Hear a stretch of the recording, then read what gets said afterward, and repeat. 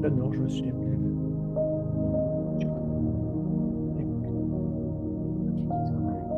Ok, tu dois il y a un pause puis un stop. Ah, là, je vais ramener ma. Non, je ne vais pas faire de pause. Non, non, c'est bon. Si je vais me mettre mon truc dans un instant. Merci de votre patience. Comme j'ai dit tout à l'heure, je suis en train de travailler avec un nouveau système. Amen. Bon.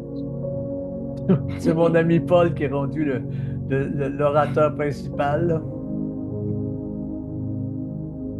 On est à la galerie et moi, c'est ça. Faut que je clique ici. C'est bon. Amen, amen, amen, amen. C'est bon. Je vais monter un peu le son de la musique. J'aimerais qu'on passe quelques instants ensemble. Ça va, c'est pas trop fort la musique, c'est bon, c'est bien pour vous? Faites-moi signe avec un C'est pouce bon. comme ça. C'est bon. Amen. Oh Dieu. Seigneur, on te remercie pour ces moments que l'on a ensemble. Merci Seigneur pour ta présence. Merci pour l'esprit de révélation. Merci Seigneur pour l'onction d'encouragement. Afin que mes frères et sœurs soient encouragés, soient fortifiés. Que leur focus soit entièrement sur toi, détaché de tout ce qui vient pour les bombarder tout autour. Toutes les flèches, les traits enflammés du malin soient maintenant, que mes frères et sœurs soient protégés de toutes ces paroles, de toutes ces pensées, de tous les, même les émotions, les sentiments, tout ce qui vient et qui affecte leur paix personnelle, maintenant qu'ils soient protégés, qu'ils soient gardés. Oh Dieu, dans le nom de Jésus. Seigneur, on te remercie. Tu es le Dieu de gloire. Tu es le Seigneur de gloire. Tu es le roi des rois, Seigneur des seigneurs. On te remercie pour ta présence dans chaque maison, dans chaque salon, là où chaque personne se trouve maintenant. Que l'atmosphère soit chargée de gloire. Que l'inspiration du Saint-Esprit monte dans les cœurs. Et merci pour le flot des pensées célestes, de pensées bénies qui traversent les cœurs. Merci pour ton onction de guérison qui est là, en ta présence. Nos corps sont restaurés, nos muscles sont affermis, nos os, ta parole dit que ce sera la santé pour vos os. Alors Seigneur, je te remercie pour la santé dans les os, dans les articulations, au nom de Jésus, au nom de Jésus. Merci pour ta présence dans cette soirée, là où ils sont, que ta présence glorieuse nettoie, filtre tout ce que cette journée a pu produire ou apporter. Que dans ta présence, Seigneur, nous puissions passer au travers de ce voile, comme dit ta parole, pour être dans ta présence sacrée. Toute culpabilité est effacée par l'efficacité du sang sacré de Jésus maintenant. Tout fardeau de culpabilité parte. Et comme j'ai dit, Seigneur, à quelqu'un hier, m'avait donné cette pensée, que ta gloire est tellement grande devant nos yeux, tellement envahissante, non seulement elle remplit notre moment présent, mais elle nous donne une vision glorieuse de l'avenir. Et ta gloire est tellement grande qu'elle prend par-dessus tout le passé. Et quand on regarde par derrière, quand on pense au passé, on voit notre passé au travers ta gloire. Et tout n'est que gloire. Oh, Rabashaya. Merci Seigneur. Oh, Alléluia. Alléluia. Oh, Alléluia. Oh, Rababababashaya. Seigneur, viens, je vais commencer avec quelques paroles prophétiques. Si vous êtes capable vous-même d'enregistrer le Zoom, vous le faites. Sinon, on peut vous l'envoyer après, soit par WhatsApp ou par email, mais ça demande un peu plus de travail de notre part. Mais si je vais prophétiser sur mon ami Paul,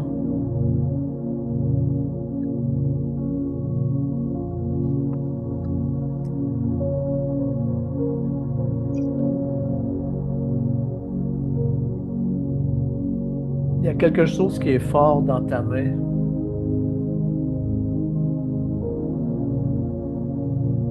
Il y a quelque chose, Paul, qui est très fort dans ta main. Tu es quelqu'un qui a une force particulière. Et peu importe, je te connais un peu, donc, mais quand même, tu as une force particulière dans ta main, dans ta droite. Et il y a un côté de toi qui est indestructible. Que même quand tu n'as plus de force, quand toi tu voudrais lâcher, et que ta droite, c'est la droite de Dieu, c'est la main de l'Éternel finalement. C'est une manifestation de la main de l'Éternel. Donc tu veux lâcher, mais tu ne peux pas rouvrir ta main. Parce que c'est la main de Dieu. Et tu arrives à une étape nouvelle où tout ce que tu as fait jusqu'à présent, c'est beaucoup de matériel, des choses d'entrepreneur. Et maintenant, tu vas rentrer de plus en plus là, dans des choses spirituelles. Dieu va te donner d'entreprendre dans le monde spirituel. Et je te vois t'asseoir comme dans un lounge, on appelle ça un lounge, comme un grand salon dans les hôtels. Il y a le bar où tous les gens s'assoient, avec les fauteuils sont très confortables, un peu comme le fauteuil qu'on a ici dans notre studio, des trucs capitonnés, un peu comme dans les lounges. Je vois des hommes venir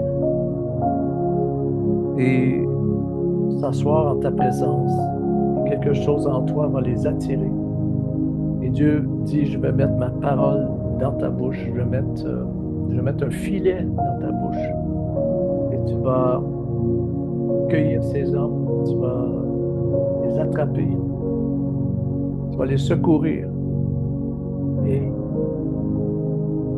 ton message pour eux, ce ne sera pas toujours avec une Bible ouverte.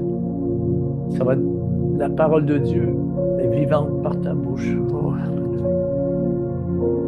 Je vois des paroles de connaissance, des discernements te seront donnés et tu toucheras le cœur de ces personnes. Je sens que c'est des hommes d'affaires aussi, ce sont des hommes dans les affaires,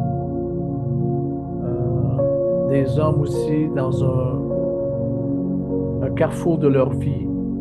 Certains, c'est comme s'ils arrivent à la retraite et là, ils doivent prendre des décisions et toi, tu vas être un instrument de paix, d'apaisement dans leur vie. Et au travers de toi, le Saint-Esprit va agir, va les toucher et les amener à lui. Certains ont eu une carrière ou un travail, ils auront été des années éloignés de Dieu, ou sans soif, sans feu. Mais là, au travers de toi, Dieu les ramène à lui pour les enflammer à nouveau. Oh Jésus. Oh Karabachaya. Oh Ramarabachaya. Oh Jésus. Et là, on voit tout ce qui se passe dans le monde, toutes les nations qui bougent. Et là, de plus en plus, là, les ministères se spécialisent dans l'eschatologie. Tout le monde veut avoir donner leur interprétation de l'Apocalypse. Alors là, il y a à boire et à manger. Et même pour certains, il y a comme des enseignements qui pourraient faire naître de faux espoirs chez les personnes. Mais on voit tout ce qui se passe. Mais cette dernière moisson de Dieu, c'est pas une moisson nécessairement d'âmes perdues qui viennent à l'Évangile. C'est ça aussi que j'ai déjà dit à des personnes. Plusieurs années, Dieu m'avait révélé ça concernant la dernière moisson. Mais cette moisson, ce sont beaucoup des hommes et des femmes qui ont déjà connu le Seigneur, qui ont déjà été sauvés, qui ont peut-être même marché avec Dieu, été utilisés par Dieu, et pour une raison ou une autre, se sont éloignés. Et là, Dieu, il vient les chercher. Amen. Comme c'est écrit aussi, l'apôtre Paul dit, il y a un reste d'Israël. C'est la même chose comme ici parmi les Juifs. Dieu cherche chez les Juifs aussi un reste pour les amener à lui. Parce que ces gens-là pieux, Dieu veut les amener dans la lumière et non pas dans l'égarement. Imaginez, vous êtes juif pratiquant et le Jésus historique, vous le détestez. Pourtant, celui qui est venu, c'est celui qui revient. Ça, c'est comme il y a souvent se produit une confusion. Alors, le Seigneur veut toucher le cœur de ces Juifs-là pour leur donner une vraie espérance, un vrai espoir. C'est pour ça qu'il va enlever la confusion. Et dans cette dernière moisson qui vient, bien sûr, des âmes perdues viennent au Seigneur. Et ça, il y en a toujours eu. C'est le modus operandi. C'est pour ça qu'il y a des dominations, c'est pour ça qu'il y a des églises, c'est pour ça qu'il y a des mouvements, c'est pour ça qu'il y a des pasteurs. Il y a toujours une évangélisation qui continue. Et il y a eu des moments, elle est en plus forte croissance. Il y a eu des moments, c'est moins. Mais c'est toujours là, ça. C'est quelqu'un qui connaît le Seigneur en parle à quelqu'un. Moi, quand je suis né de nouveau, même mes cousins, des cousines, mes oncles, mes tantes, mes parents, mon frère. Presque 30 personnes dans ma famille sont venues au Seigneur. C'est quand même quelque chose. Imaginez, juste par mon témoignage. Donc, l'évangélisation, c'est pas un système, c'est là. Et ça se perpétue. L'évangélisation, en fait, c'est l'Église qui est en croissance. Mais l'Église perd des gens, perd des membres, perd des enfants. Il y en a qui s'éloignent de la communion fraternelle, tombent dans les choses du monde, ils passent par des crises de la vie, puis là, ils se découvrent des tentations, qu'ils n'avaient peut-être jamais eu avant. Là, ils se comparent, ils se sentent un peu, là, ils sont déçus d'eux-mêmes. Après, ils ont de la honte. Ils ne veulent pas le dire aux autres parce que ça peut détruire plein de choses. Après, qu'est-ce qu'ils font? Ils s'éloignent. Et il y a des endroits où on a accéléré cette perte de croyants à cause du légalisme, à cause des jugements.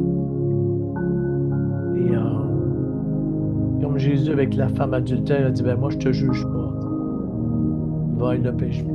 Mais il y a des églises qui ont accentué le départ de ces gens dans le monde où Parfois, ils se retirent de la communion fraternelle. De tous les années que j'ai fait du ministère, ça fait... Je prêche officiellement depuis 1983. Je ne sais pas combien de temps. Ça va faire 30 ou 40 ans. 40 ans. Et je l'ai vu des gens qui sont éloignés du Seigneur. Pas des rebelles à Dieu, nécessairement. Mais ils ont été blessés. Souvent, ils ont connu plus de galères depuis qu'ils ont connu le Seigneur qu'avant. Il y en a, c'est pire. C'est pire. Je me souviens, quand j'étais jeune dans la foi, mon père est venu au Seigneur dans la deuxième année de mon salut. Là, on avait évangélisé mon père, il venait à l'église. Il est venu dans les mois qui ont suivi ma conversion. Et lui, mon père, bon, il accepte le Seigneur, tout ça. Après, il se fait baptiser. Mais comme il est barbier dans un petit village, en plus, il est barbier, il est aussi le facteur le matin. Donc, il va dans la campagne en voiture, puis facteur motorisé, comme on dit. Mais là, c'est sûr qu'un contexte très catholique. Vous savez, la région où j'ai grandi à l'extérieur de Montréal, si tu n'étais pas catholique, là, si tu étais protestant ou juif, je peux te dire, tu étais pointé du doigt. À moins qu'on avait affaire avec toi, sinon, tu étais presque des persona non grata. Alors, mon père a commencé à subir la pression, la persécution. Ma mère n'était pas née de nouveau encore, donc elle aussi qui travaillait dans un restaurant, un beau restaurant, donc c'est toute la pression. Parce que moi, quand le Seigneur m'a sauvé, le journal, il y avait une ville à côté de notre village, là, après Montréal, puis ça, il y avait cette ville-là qui s'appelle Louisville. Dans le journal de la ville, on fait un reportage sur moi. Parce que moi, j'étais un dealer de drogue, j'étais, tu sais, quelqu'un quand même. Et là, comme j'avais 15 ans, ma conversion a bouleversé l'école. Donc là, ils ne savaient plus que j'étais dans une secte, où j'avais fait un truc de drogue, là, j'étais rendu... ils ne savaient pas à quoi penser, les gens. Donc là, ça a attiré les médias à l'époque, ça fait quoi, presque 50 ans.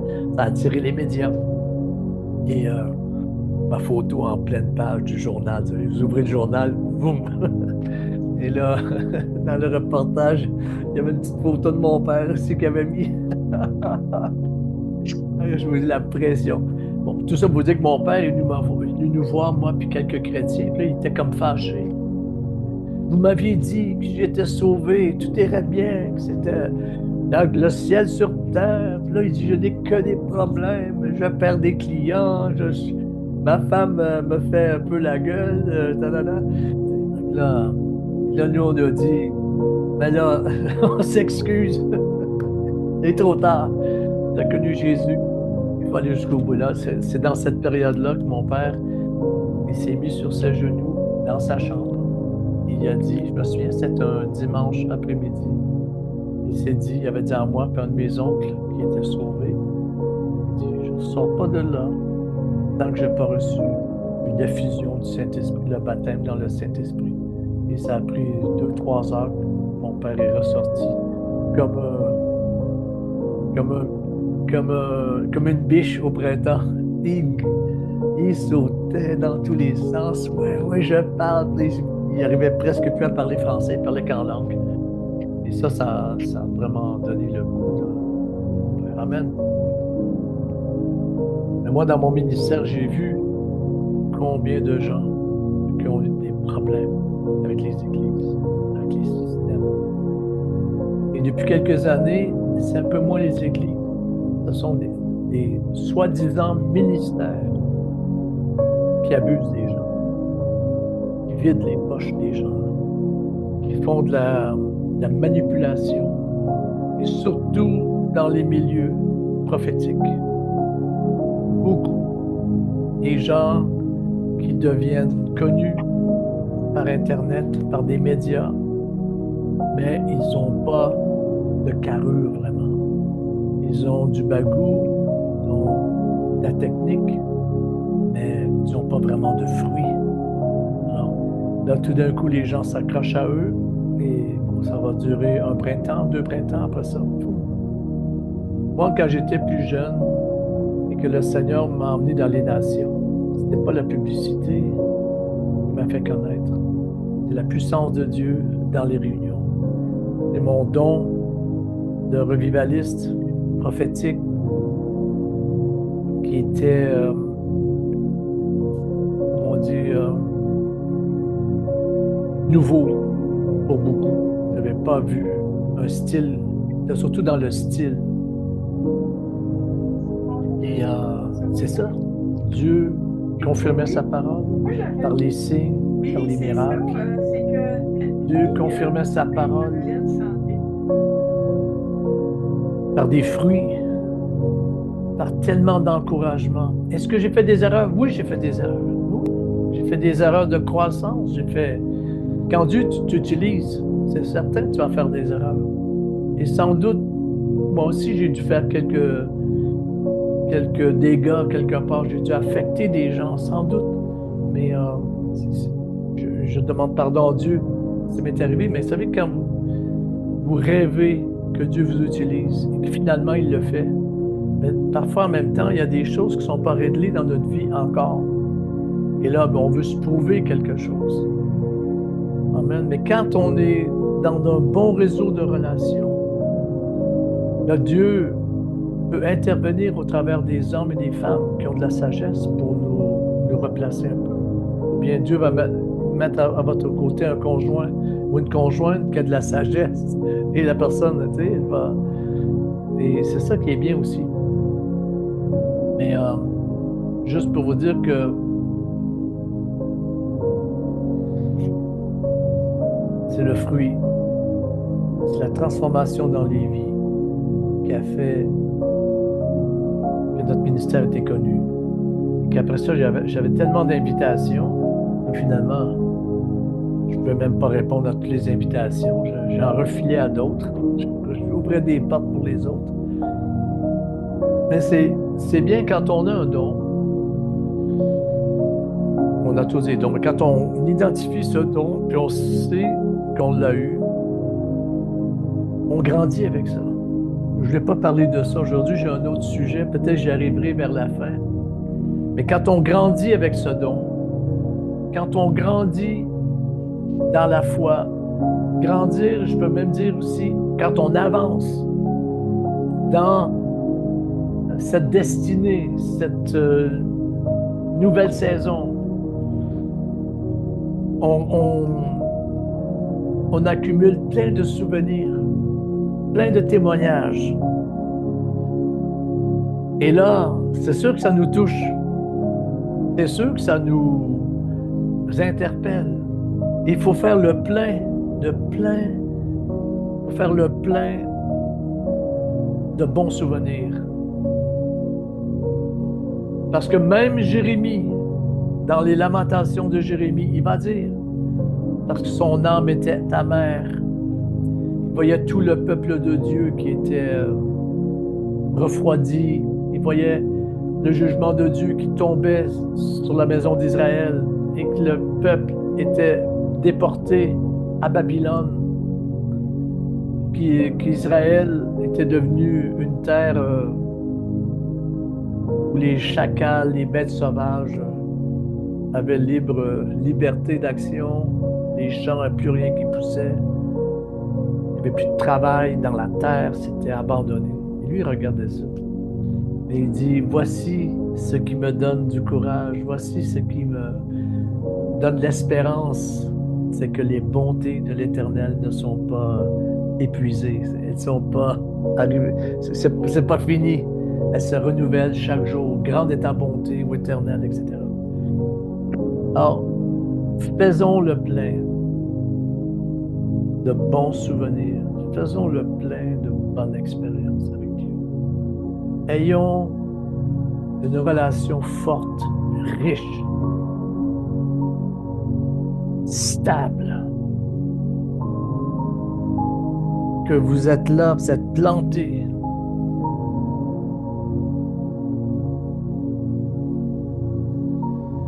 Plantés comme un arbre, près des eaux vives. Vous verdoyez, vous êtes là. Pas besoin d'un titre, pas besoin d'être reconnu. Dieu, lui, vous connaît. Lui, Dieu vous a appelé. Et vous verdoyez. Et là, le Seigneur attire à vous des personnes que lui, dont lui sait que ce dont ils ont besoin, c'est ce que lui a mis en vous.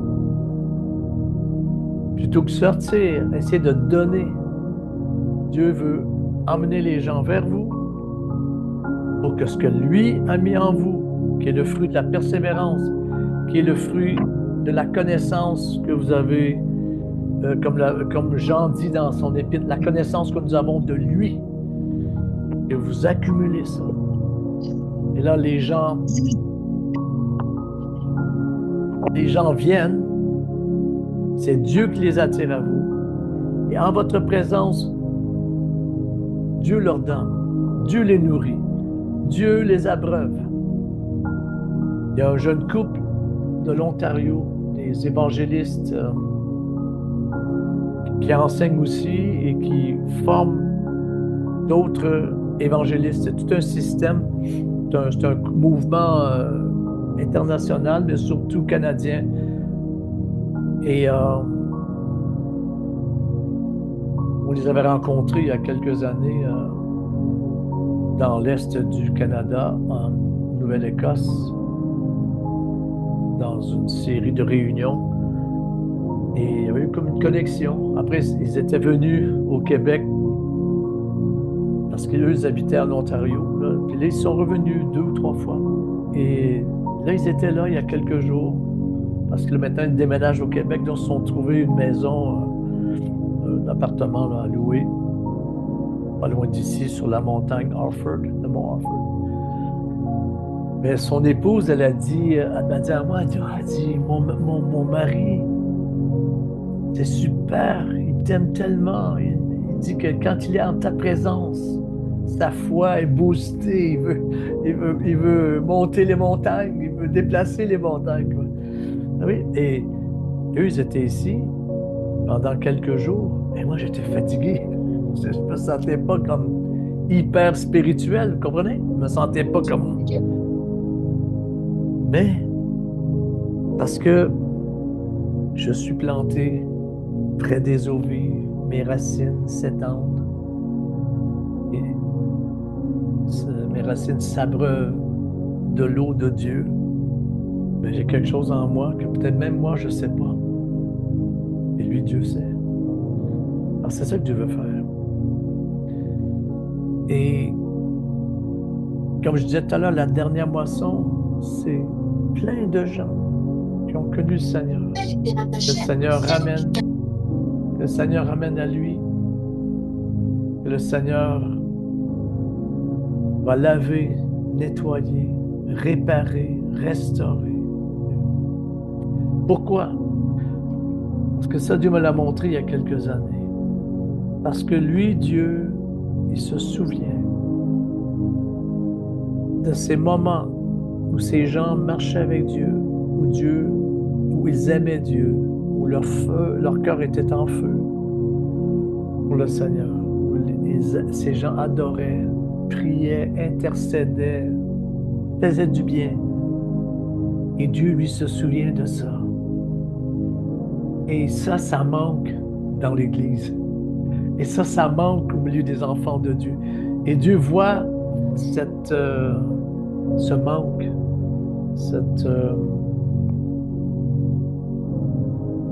cette lacune. Et Dieu dit, maintenant, je vais remplir ça. Tu sais, je vais renflouer ça. Je les ramène. Je les ramène. Dans la vallée d'Ézéchiel, finalement, c'était des gens de l'armée qui étaient morts. C'est des gens qui avaient été utilisés par Dieu qui étaient morts. C'est eux que le Seigneur a relevés. Si vous lisez toute l'histoire des réveils dans les églises, les réveils sont arrivés dans les églises mortes. Moi, je vis ici dans une petite ville, là, sur la frontière américaine. Juste derrière moi, là, peut-être 50 mètres à peine, même pas, peut-être, oui. C'est la frontière, c'est les États-Unis. Les voisins derrière sont américains. La rue juste ici, qu'on emprunte, ben, les Américains et les Canadiens, on roule sur la même rue. C'est juste que j'ai pas le droit d'aller voir mon voisin américain. Je vais aller me présenter à la douane américaine pour revenir, aller chez lui, et lui vice-versa. Mais si c'est une ville où il y a eu dans le passé, dans les années 1800, des réveils extraordinaires, des réveils presbytériens et méthodistes. Dans la même époque, Charles Finney, Jonathan Edwards et les autres frères là, en Angleterre là, que le Seigneur avait beaucoup utilisé dans le réveil du pays de Galles. Alors, ça avait eu tout un impact jusqu'ici.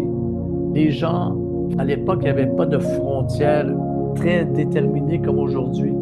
Donc, ça variait un peu. C'est comme un peu une zone libre, quoi.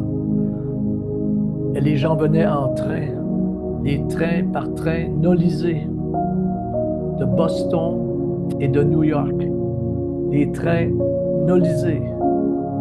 Que des croyants.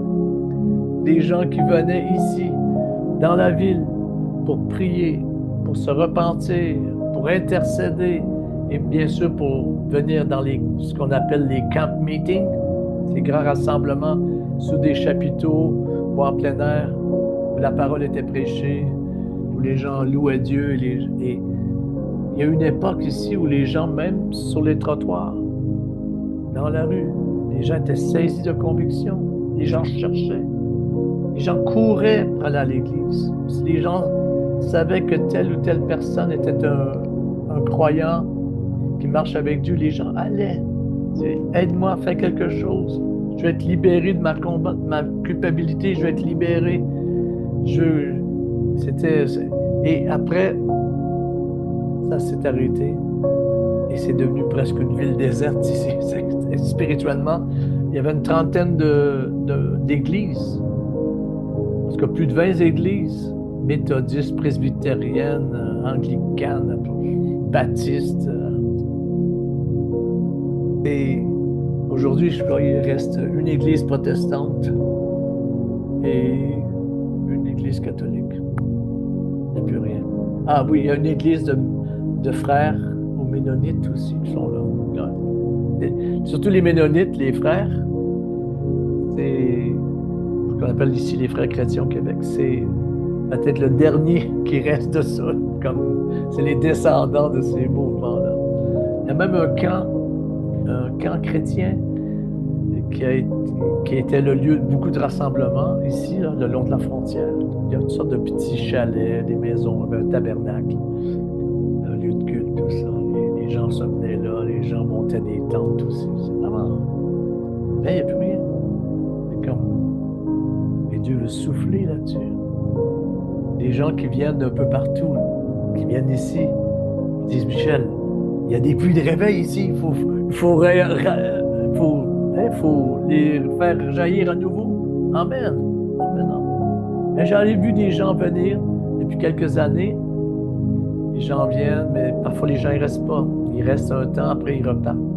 Mais là, nous, on a senti, avec mon épouse, parce que moi, j'attendais des ministères d'ailleurs. Mais là, depuis à peu près 1 an, Dieu se sert de notre belle-fille et de mon fils, d'un de mes fils et de ma belle-fille, pour commencer des réunions. Elle a eu à cœur, parce qu'elle est très prophétique, et Chloé, c'est notre assistante en même temps, de faire des soirées où il y a des témoignages puissants de vies transformées. C'est pas juste on va prêcher les malades. Non, elle a reçu une stratégie, c'est important. Des témoignages forts de l'œuvre de la croix, de la puissance salvatrice du Seigneur. Et là, il y avait bien sûr de la musique, tout ça. Et après un temps où les gens qui sont là, qui ne connaissent pas le Seigneur, au moins ils viennent, Ils peuvent s'approcher et demander de la prière, des conseils, ainsi de suite. Et tout ça est en préparation cet été. On va monter un chapiteau avec le ministère de l'apôtre Poulain. On va monter le chapiteau. Et là, on hésite entre deux endroits. Parce que vous savez que si on parle de rouvrir des puits, d'appeler ce que Dieu a, ce qui était enterré, que Dieu veut remettre au goût du jour. Mais nous, on a un immeuble qui avait 9 appartements, qui a passé au feu en mai dernier. Là, le lieu était rasé, le terrain c'est le plus grand terrain disponible, vacant, sur la rue principale de la ville. Je ne sais pas n'importe où, là. C'est vraiment prophétique. Et autrefois, il y a eu une période où la douane était juste là, à côté de notre terrain. Donc là, on regarde pour monter le chapiteau sur ce terrain-là pendant une semaine ou peut-être plus. Pour prêcher l'Évangile, faire connaître la puissance de transformation de vie du Seigneur. Ou bien il y a un autre terrain qu'on regarde aussi juste près de l'autoroute ici, là, pas loin. On regarde, mais on est rendu là. Mais nous, on pensait que Dieu amènerait des ministères de partout. Oui, mais je me suis aperçu que c'est dans ma propre famille que Dieu est en train de susciter. Je vais vous dire que Dieu fait rien n'importe comment. Même si parfois des miracles de Dieu nous semblent illogiques, un peu comme les miracles du prophète Élisée, on dit que le prophète Élisée était un prophète qui n'était pas orthodoxe. Il n'y avait pas des méthodes. C'était à peu près n'importe comment. Ces miracles arrivaient. Il n'y a pas de méthode. Dans le sens, bon, mais c'est une méthode. Parce que parfois, même si ça n'a pas l'air en ordre, c'est une méthode aussi. Parfois, ça peut avoir l'air chaotique, mais c'est Dieu quand même qui agit. Et Dieu est en train de lever, même au travers de notre famille, mais Dieu a une manière de le faire. Il fallait, nous, que Dieu, nous emmenant ici, nous donne quelques années où on laisserait un peu plus de côté la machine du ministère. Ça, la machine du ministère, ça peut être un piège. Je regarde aujourd'hui des ministères qui montent, là, ou des églises qui montent, et je vois tout de suite le danger. Même il y en a, je vois tout de suite dans quoi ils sont en train de se mettre les deux mains, les deux pieds. Et tôt ou tard, Dieu devra laisser quelque chose se démolir afin que lui puisse construire quelque chose. C'est ce qu'on appelle la destruction créative.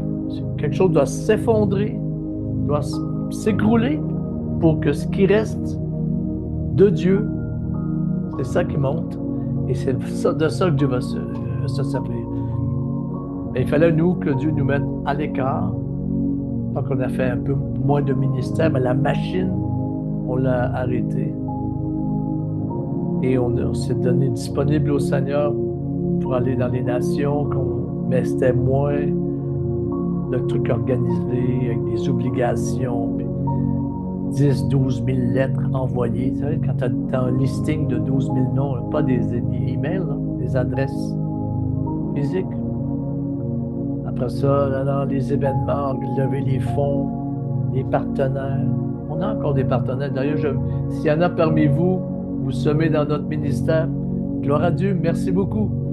Mais nous, il fallait que le Seigneur nous éloigne. Parce que mes enfants, j'étais en train de perdre mes enfants finalement dans le sens de leur marche avec Dieu. Et c'était par une autre manière, j'ai dû travailler à gagner mes enfants. Et Dieu s'est servi de mon épouse et de moi, surtout de moi dans ce cas-là, là, pour aider mes enfants à les mettre vraiment bien sur pied, financièrement, dans la vie, au niveau immobilier aussi. Dieu nous a fait grâce et il a béni le savoir-faire qu'il nous a donné. Quoi. Il l'a multiplié. Et Dieu, oui, il fait les choses en son temps. Et là, maintenant, ma belle-fille a mes fils qui ont commence à se lever. Il y a un autre de mes fils aussi qui s'est marié récemment. Et comme a commencé à prêcher dans son église où il va. Ah, il ne me l'a pas dit, il ne voulait pas que je sois là. Il était peut-être qu'il ne voulait pas que je le gêne. Mais tranquillement. La patience envers Dieu. Ma foi n'accélérera pas le plan de Dieu. Ce qu'il doit prendre. Il n'y a que Dieu qui peut accélérer ça. Pourtant, j'ai beaucoup la foi que je vais sauter des étapes. Si je saute des étapes, je vais devoir repasser les étapes tout ou tard. Amen. Je vais revenir dans un temps prophétique dans quelques instants, mais je voulais juste vous partager le passage dans le 2e livre des Rois, chapitre 2, à partir du verset 19. La plupart d'entre vous, vous connaissez ce passage. C'est quand les eaux étaient amères et que les prophètes ou l'école des prophètes ou les fils des prophètes qui étaient là ne pouvaient pas boire l'eau. Il disait même l'eau rendait la terre infertile. C'est-à-dire qu'il n'y a rien qui poussait là. Malgré que c'était un bel endroit, une rivière, un fleuve, tout ça. Mais il y avait on pourrait dire un affluent qui venait et qui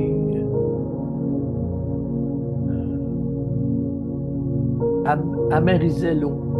L'eau était amère, elle n'est pas buvable. Et là, ça dit même, cette terre provoque des fausses couches. Imaginez, si vous buviez cette eau-là, vous étiez malade.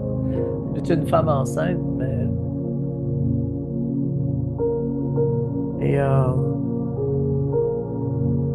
Et là, lui, le prophète Élisée va dire, amenez-moi un plat neuf ou un vase, de traduction disent vase, et mettez-y du sel. Parce que l'eau qui était là, près de cette ville, pas loin de Jéricho, cette eau, en fait, c'est symbole de la parole. C'est le symbole de la parole qui est prêchée, du message qui est donné. Et dans tout ce qui est prêché aujourd'hui, pas juste les Américains, les Africains, dans la francophonie aussi, il y a quelque chose qui est amer, qui n'abreuve pas les gens. Finalement, les gens sont comme séduits par ça, peut-être à cause de l'endroit géographique, mais finalement, l'eau qu'ils boivent cause des fausses couches, avorte des saisons de fruits, des saisons de moissons, arrête des rêves, avorte des rêves, fait mourir des visions, fait catapulter, je ne sais pas si c'est un mot, fait capoter des destinées.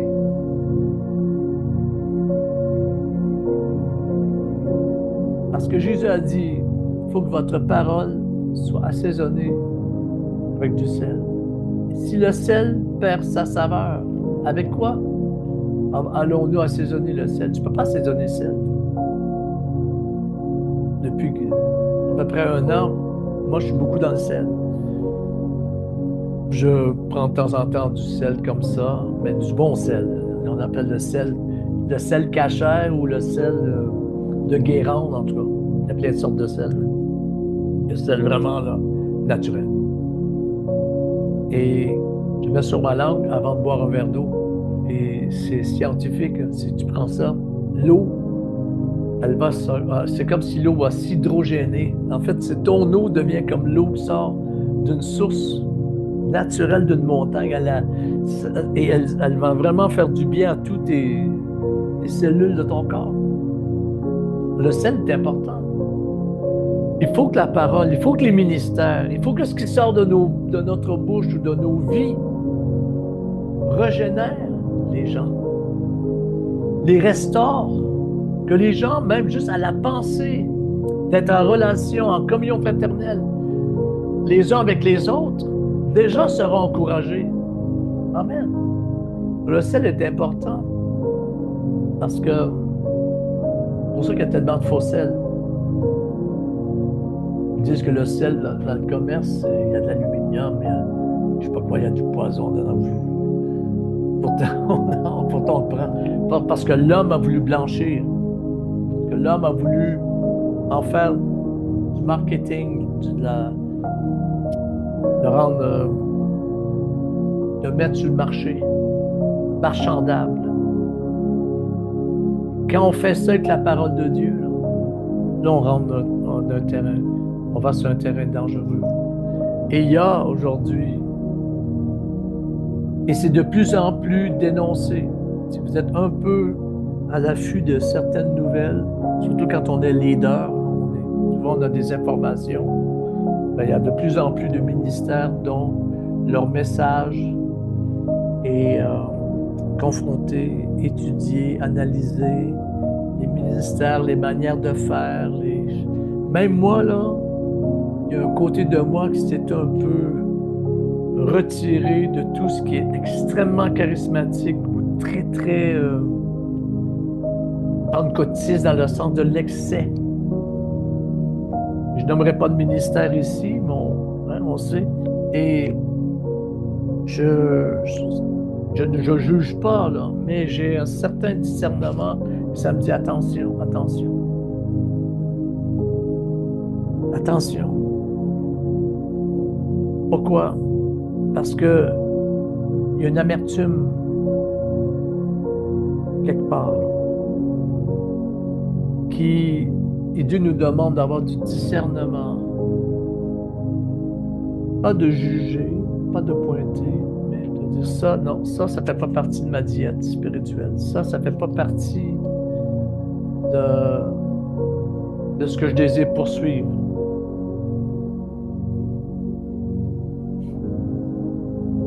Et le Saint-Esprit va vous conduire là-dedans. Moi, il m'a dit des choses, c'est pas pour tout le monde. Il y a certaines choses, c'est pour moi personnellement. Ça fait partie, moi, de ma marche avec mon Dieu, mon épouse, notre couple. Ça fait partie de ça. D'autres, ça peut être aussi, pour être dit à plus large, de manière plus large, mais. Donc, il a dit, amenez-moi du sel et un plat ou un vase. Parce qu'il faut que le sel revienne. Et le vrai sel. Le sel du zèle. Le sel de la crainte de l'Éternel. Un ministère, bon, je peux dire que c'est un ami, c'est une connaissance. Ça fait des années que je ne l'ai pas revu, mais il s'appelle John Bevere. John Bevere. J'ai prêché avec lui en Afrique du Sud à une grande conférence il y a plusieurs années. Et lui a fait un livre, ça s'appelle La crainte de l'Éternel. Il y en a même fait un il y a quelques années, là, qui est dans le même sujet à peu près. Il était comme en avant de son temps. La crainte de Dieu, c'est une forme de sel. Oui, c'est approchez-vous avec crainte et tremblement, la Bible dit. C'est pour ça qu'il y a des courants de pensée qui ont infiltré les églises, qui ont infiltré le message qui est prêché. Et tranquillement, à cause qu'il y a le succès, à cause qu'il y a de la prospérité, à cause qu'il y a des foules, à cause qu'il y a des ventes de livres, juste à retourner voir sur ma page Facebook ou sur YouTube, vous allez voir, je passe sur ma page Facebook, c'est 7 ou 8 000 vues. La vidéo de Marc Chirona, la montée des pasteurs PDG. Regardez juste cette vidéo-là. Et ça, c'est en français, mais en anglais, c'est des dizaines de milliers de vues. Plein de gens l'ont reprise et en ont fait des commentaires. Parce que c'est ça. On a construit une église, on a construit le royaume de Dieu, basés sur des principes de Wall Street, de leadership, de la Silicon Valley, tu sais, et il le dit, l'homme de Dieu le dit dans cette vidéo. Il dit, c'est rendu qu'on tient des séminaires pour leaders dans des églises et tu ne vois pas la différence entre le même séminaire pour des gens dans le monde des affaires. Je lui dis là, il y a quelque chose qui ne va pas. Parce que tout ça, c'est comme des eaux amères qu'on a emmenées tranquillement. C'est du sel transformé qu'on a mis. Il goûte, il n'est pas bon. Et là, après quelques décennies de cette forme d'évangile, et croyez-moi, j'ai été là-dedans aussi, et j'ai navigué là-dedans comme tout le monde, c'est notre monde dans lequel c'est même notre culture. Mais Dieu veut amener une nouvelle culture. C'est ça qu'il faut comprendre. Dieu veut faire que la culture du ciel soit ce qui va avoir priorité dans nos vies et dans l'Église. Amenez-moi du sel et un plat. Nous sommes ce vase, nous sommes ce plat dans lequel on va mettre du sel. Parce que Dieu veut changer l'eau. Il veut guérir l'eau. Une autre traduction dit assainir. Assainir l'eau. On est dans le chapitre 2 du deuxième livre des Rois, verset 21. Et on lui a apporté ça au verset 20. Regardez juste avant d'aller au verset 21. Verset 20, Élisée dit, apportez-moi un plat neuf, jamais utilisé. Ouais, mais Seigneur, tu vas faire des nouveaux ministères? Oui, mais Dieu veut nous restaurer et nous mettre comme neuf. Bon, hein?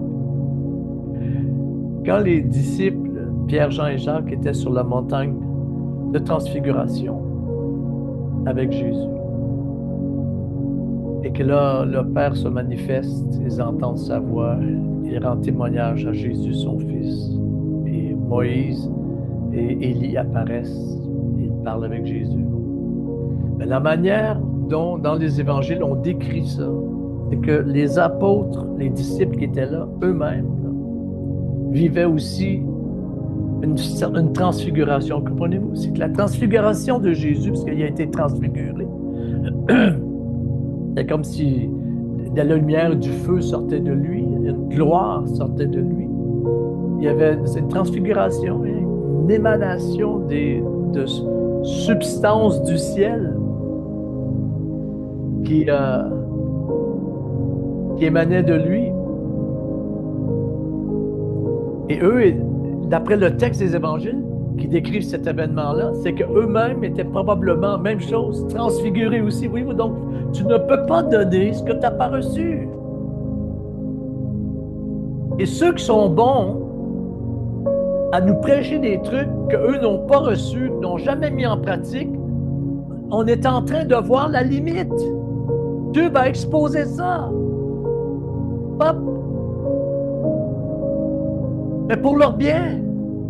Et comme un pasteur disait l'autre jour, il voulait inviter, c'est-à-dire une prophétesse qui fait beaucoup de délivrance maintenant, dont le ministère est très connu en Amérique, voulait aller prêcher en son église pour faire un week-end de délivrance et elle demandait, juste pour parler avec lui au téléphone, 500 $ pour 10 minutes, un exemple, et après ça, c'était 10 000 $ dont il devait lui envoyer juste pour la réserver. Et après, une fois le week-end, dans l'église, ben là, elle devait lever tous les offrandes qu'elle voulait, il fallait lui donner toute la liberté. Alors lui, il a dénoncé ce ministère-là, il disait qu'on est rendu dans quel monde?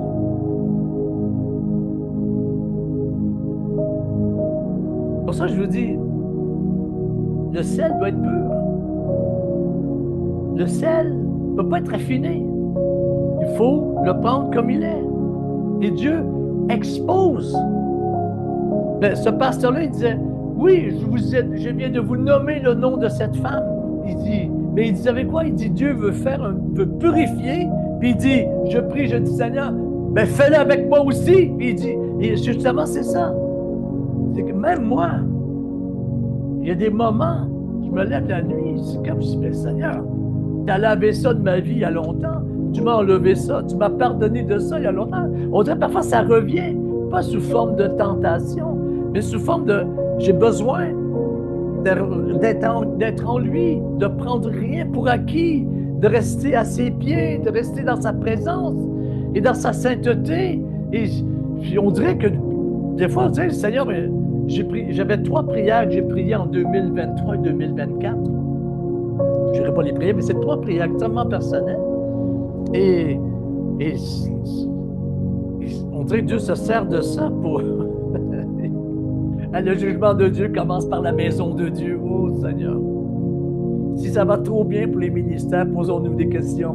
Mais si on voit que les ministères sont épurés par le Seigneur, que leurs erreurs, leurs points faibles ou leurs petits travers sont ou que leur côté d'orgueil ou de compétition, vous savez, le fameux esprit de compétition, comme cet évangéliste, il avait fait le tour du chapiteau de Oral Roberts.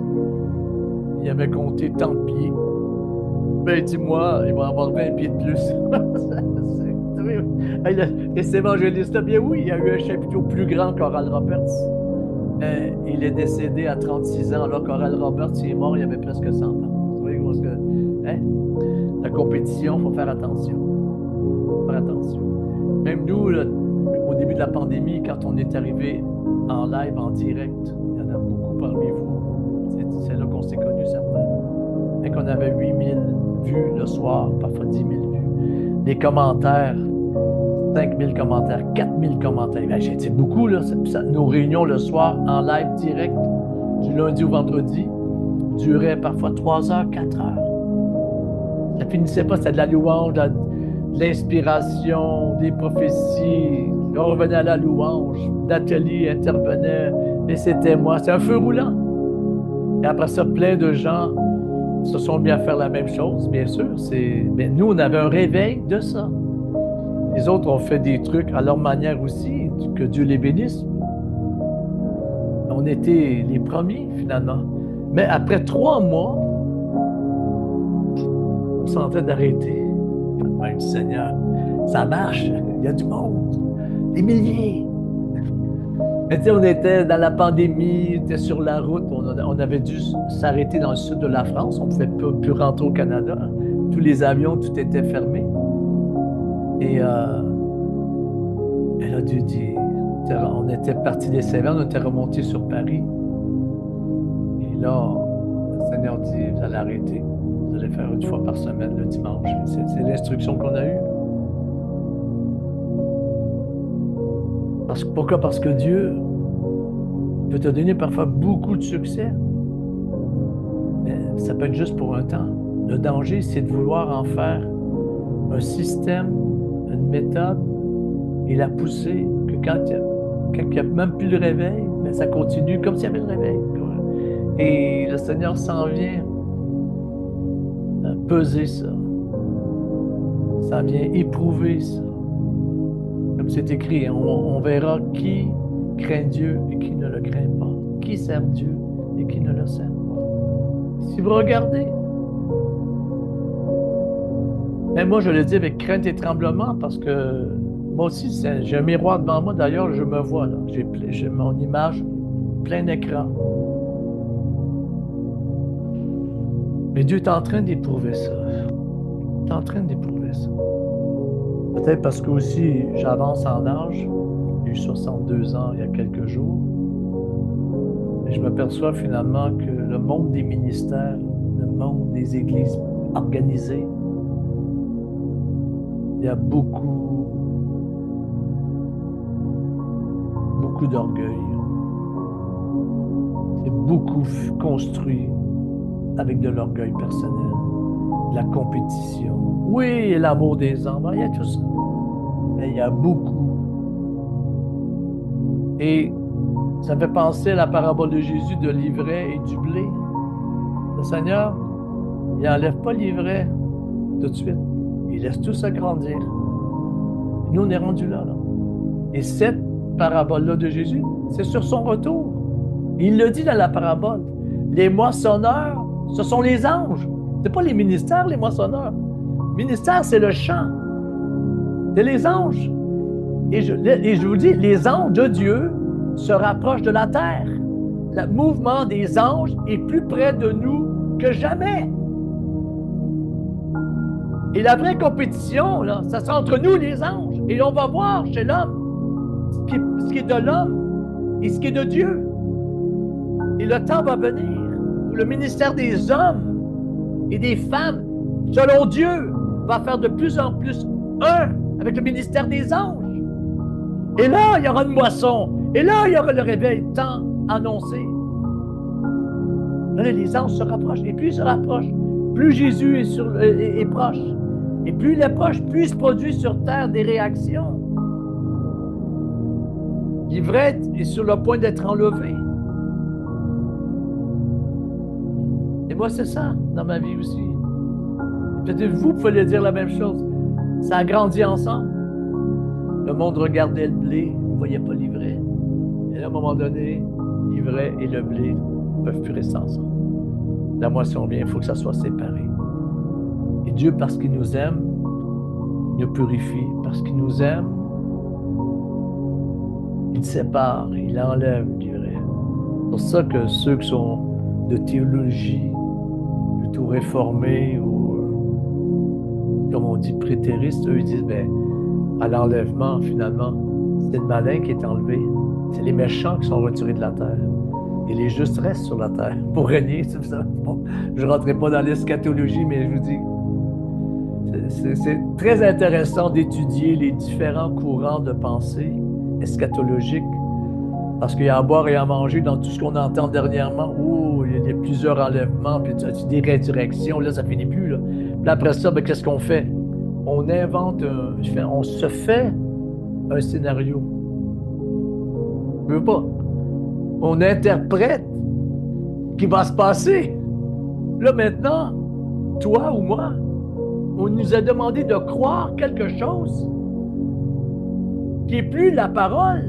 Je ne veux pas dire que ce n'est pas de Dieu, mais qui n'est plus la parole. C'est l'interprétation qu'on en fait. Du moment que tu crois une interprétation, ben déjà, tu es éloigné du livre. Tu es éloigné des Écritures. Comprenez-vous? Vaut mieux dire ça, je ne sais pas.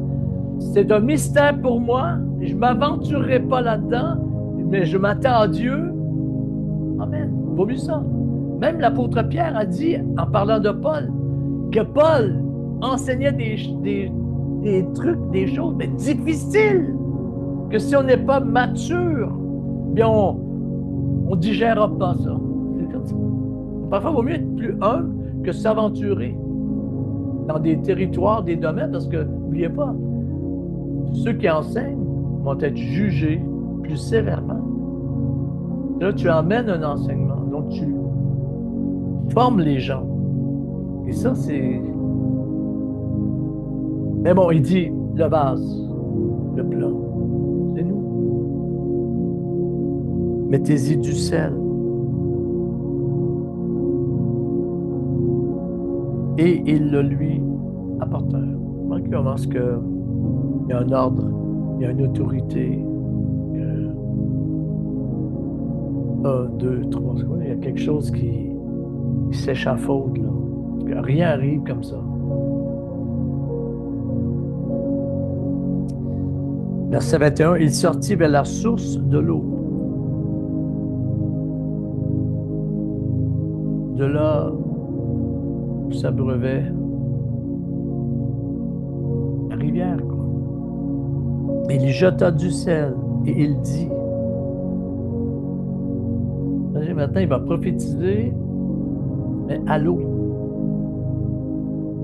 Ainsi parle l'Éternel, le Seigneur, j'ai assaini cette eau, j'ai guéri cette eau. Il a posé le geste et il va prophétiser quelque chose qui est déjà fait. Prenez ça. Il ne prophétise pas quelque chose qui va arriver. Là, on est dans une autre dimension prophétique. J'espère que vous voyez la différence ici. Il ne prophétise pas quelque chose qui va arriver. Il prophétise quelque chose qui a été fait. Parce que il y a une dimension prophétique, tu n'annonces plus juste ce qui va venir. Dans le sens, ça édifie, ça encourage. Non, non, là, c'est de la construction, c'est de la création, c'est de la manifestation. Il va dire, voici, j'ai assaini cette eau. Il y a d'autres mots, j'ai guéri cette eau. Elle ne causera plus ni mort, ni fausse couche. Et l'eau fut assainie. Parce que ce que Dieu veut faire, il faut que tu le reçoives comme ça a été fait. Il faut que tu le vois déjà accompli pour le prendre et le prophétiser sur le naturel. Ceux qui travaillent à l'avancement du royaume de Dieu, à l'élargissement, croissance de l'Église, etc., il faut la voir comme Dieu la voit. Et c'est ça qui vient ici transformer dans la réalité qui semble être le contraire. Ça, les gens qui marchent comme ça, ce sont des prophètes et des prophétesses. Peu importe le titre qu'ils ont, ce sont des prophètes. Et l'eau fut assainie, donc il y a eu des tests qui ont été faits, jusqu'à ce jour. Jusqu'à ce jour. Quand je ne dis pas, il y a eu, je ne sais pas ça fait combien d'années, mais jusqu'à ce jour. Selon la parole qu'Élisée avait prononcée. Donc, Élisée a vu la situation et lui, il regarde dans la dimension céleste. Et là, il voit la réalité de ça dans le ciel. Elle est parfaite. Et il a prophétisé, il a prononcé ce qui était là. Il l'a fait venir là. Il n'a même pas eu besoin de s'attaquer à ce qui était là. Il l'a vu là. Le serviteur du prophète, je pense Élisée. Non, Élisée, serviteur d'Élisée. Il s'inquiète parce qu'il voit les armées tout autour. Et lui, le prophète va prier, Éternel, ouvre les yeux de mon serviteur, afin qu'il voie dans l'invisible. Et la Bible dit, l'Éternel ouvrit les yeux du serviteur et il vit les chars de Dieu sur les montagnes. Parce que le prophète marchait au milieu des ennemis d'une armée. Mais lui, il voyait de l'autre côté. Il voyait une armée. Pour ça, je prie aujourd'hui pour votre vision personnelle. Je prie aujourd'hui pour votre destinée. Celle qui est dans le cœur de Dieu.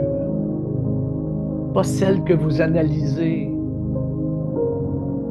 selon ce que les gens, eux, pensent de votre destin, pensent de votre futur. Non, c'est de Dieu. Que Dieu ouvre les yeux de votre cœur et vous donne de voir. Là, en Jésus, votre avenir. Avec Jésus, votre avenir. Oh Jésus. Dès ma jeunesse, je me suis vu marcher avec Jésus, être utilisé par Jésus. Il n'y a rien de ce que j'ai fait que j'ai pu faire en dehors de lui. Si j'ai essayé, je me suis cassé la gueule, ça n'a pas marché, il n'y a qu'avec lui. Et que Dieu nous garde d'accomplir des choses en son nom qui, après, devront être détruites, devront être démolies.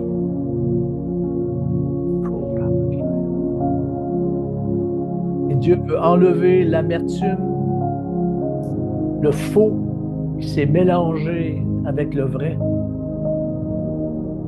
l'hommerie du divin,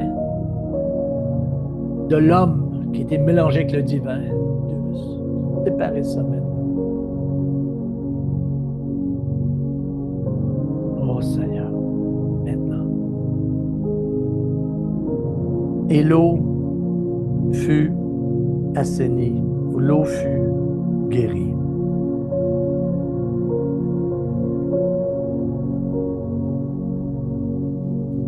Oh, Rabacha. C'est pour ça que le Seigneur met à la lumière des choses. Et si c'est dans nos vies, et comme cet homme de Dieu qui dénonçait finalement un faux ministère, et Dieu va peut-être le faire même avec moi. Et bon, lui plaît. Imaginez. Trop d'orgueil, trop de gloire humaine. Ah. Que Dieu nous en délivre, en commençant par nous. Oh, Rabashanta, Rabashaya. Maintenant, la vision de votre destinée est en train de se parfaire, est en train d'être encore plus pur, plus vrai. En fait,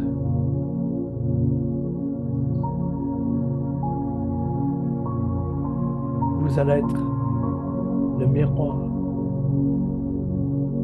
de celui qui vient. Vous êtes le miroir de Jésus. Ce ne sera plus vous ni nous, mais ce sera lui. C'est lui qui va apparaître, comme la Bible dit, il va apparaître dans ses seins. Et on est près du retour de Jésus. Plus près que jamais.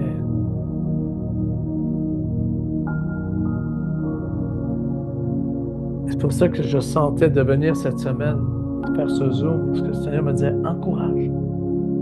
Encourage mes enfants, ils sont pris bombardés.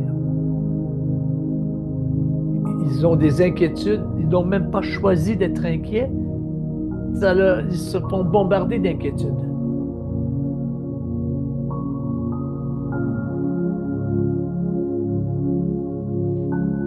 Plus le Seigneur est proche, plus c'est lui qui doit paraître au travers de nous. Pendant longtemps, c'est nous qui avons fait pour Dieu les choses qu'on voulait, les choses qu'on aimait, à sa gloire. Et Dieu était là-dedans aussi. Là, le Seigneur, il vient encore plus près. Et il dit maintenant, c'est que moi. C'est tout moi. Oh Jésus. Oh, hallelujah.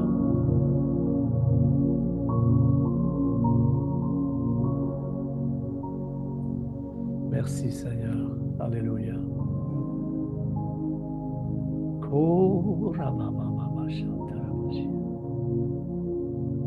Je vais changer ici, je vais ouvrir la page, prophétiser sur quelques personnes.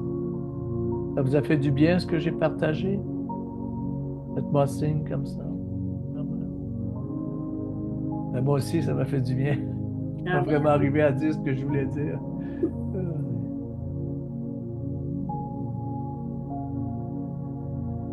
Je vais le mettre ici, tout le monde sur la même page galerie. Amen.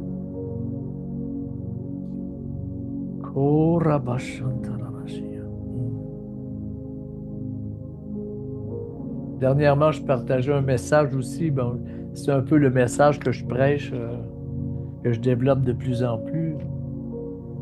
Comme je vais aller dans le nord du Québec dans quelques jours, là, une semaine ou deux, là. J'ai le message que je vais prêcher aussi, mais un des messages. Mais dans 1 Roi 6, verset 7, quand ils ont construit le temple avec Salomon, on n'entendait pas le bruit du marteau, du ciseau qui taillait les pierres ou le bois sur le lieu de la construction du temple. Et c'est comme ça que le Saint-Esprit a commencé à m'interpeller beaucoup ces derniers mois. C'est que ça m'a dit, il y a trop de bruit. Il y a des ministères qui font du bruit. C'est ça finalement. T'es faiseur de bruit. T'es du bling-bling. C'est du flash. Ça a dit ça, je m'en viens. Ça, c'est de l'ivraie que je vais enlever. Amen. Oh Dieu dans moi. Allez, je vais faire quelques paroles prophétiques. Là. Seigneur, on te remercie Je vais faire un deuxième enregistrement pour les paroles prophétiques. Bon, je les laisse ensemble. Je les laisse ensemble.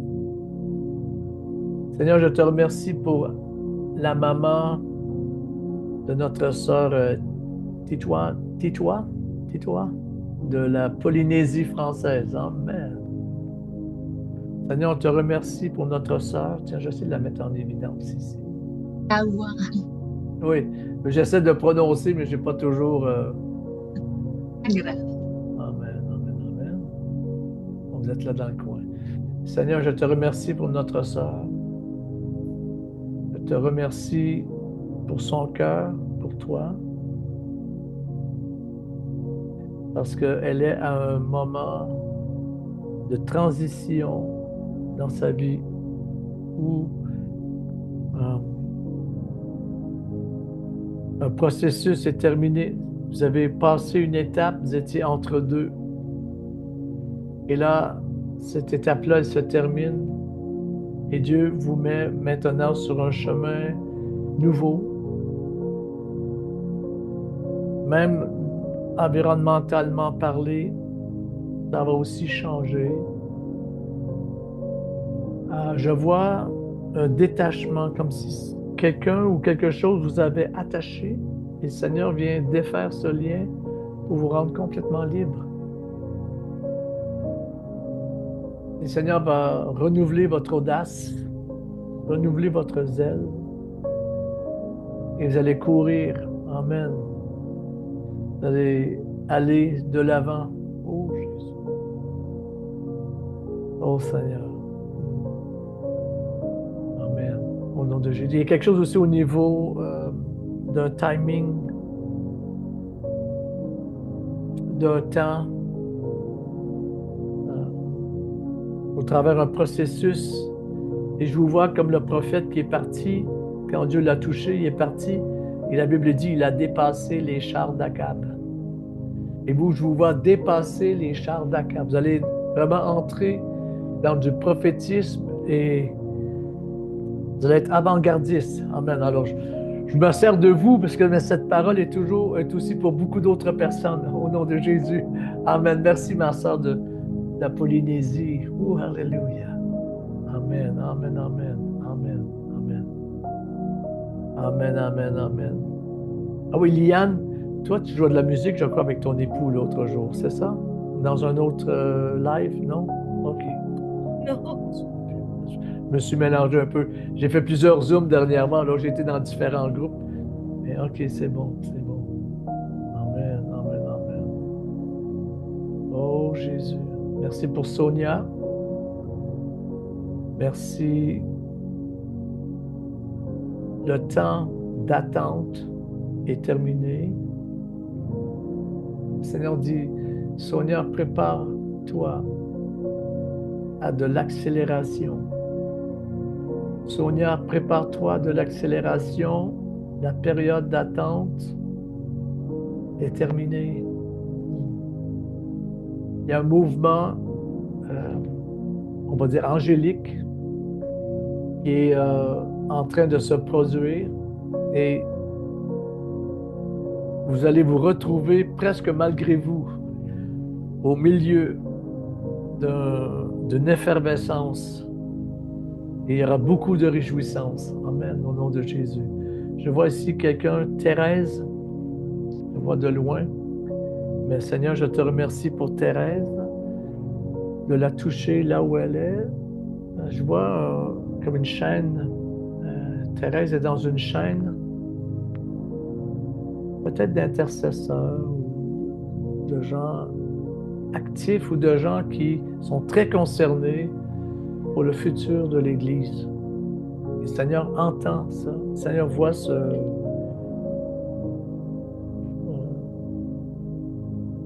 sensibilité.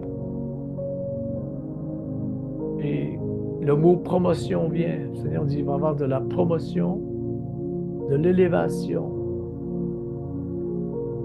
Le but ne sera pas atteint par le combat, mais il va être atteint par la bénédiction. Il va être atteint par l'élévation de Dieu. Amen. La Bible dit, quand Dieu bénit un homme, il disposera favorablement à son égard, même de ses ennemis. Amen. Merci pour Thérèse. Alléluia. Oh Jésus.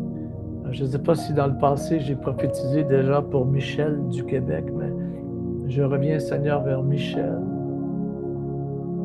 J'ai aucune idée quelle est son église, où elle va. Si je l'ai su, je ne m'en souviens plus. Mais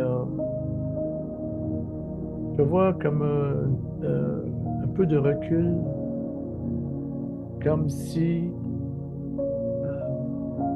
vous aviez besoin de vous sortir un peu de tout ce courant, ce mouvement. Un qui dit ça, l'autre qui déclare ça, un autre qui a une vision de ça, l'autre qui démarre. C'est comme si vous êtes dans un milieu évangélique, tout le monde va être leader, tout le monde, tout le monde veut ouvrir son commerce. Tu sais, c'est comme si et le Seigneur, il dit, il va se révéler de plus en plus à toi, Michel. Et il prépare ce qu'on appelle des connexions divines. Il prépare vraiment une saison de relations, connexions divines. Et ça va vous faire un bien énorme. Ça va amener un vent de rafraîchissement. Et ça va en même temps remplir comme un vide. On dirait qu'il y a comme un vide, peut-être relationnel. Je ne sais pas, il y a eu un vide là, quelque chose. Et ça va remplir ça. Amen, au nom de Jésus. Alléluia. Seigneur, merci pour Odile. Amen, amen.